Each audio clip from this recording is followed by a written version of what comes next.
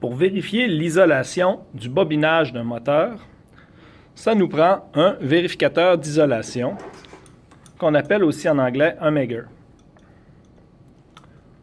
Cet appareil nous permettra d'injecter une tension que l'on sélectionnera, soit de 250, 500 ou 1000 volts.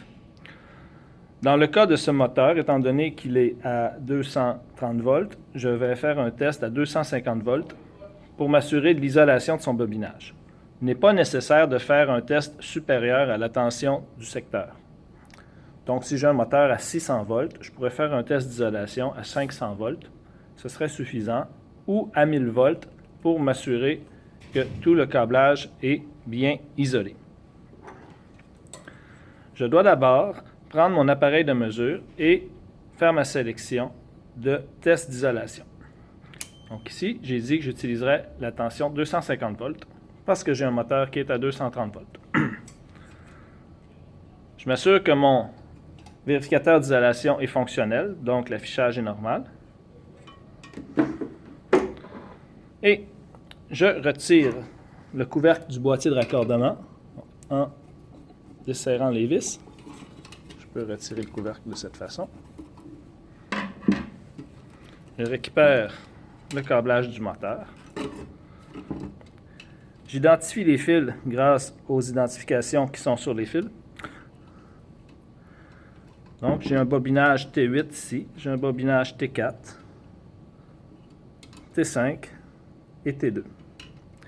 Si je regarde le schéma du moteur, je sais que T2 et T4 sont branchés sur la même bobine et T5 et T8 sont branchés sur la bobine de démarrage, donc une autre bobine.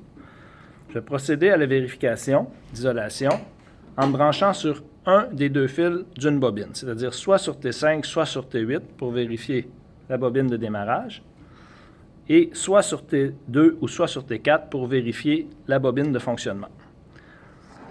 Cette vérification se fait par rapport à la masse du moteur, donc la mise à la masse, c'est la borne verte. Je me raccorde sur celle-ci à l'aide de mon fil noir.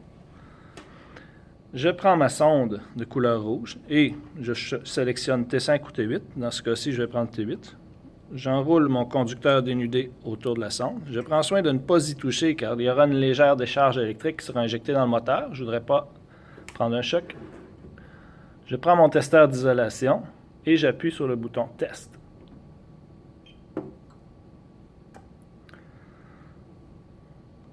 Lorsque l'opération est terminée, je peux lire ici une valeur de 4,95 gigaohms.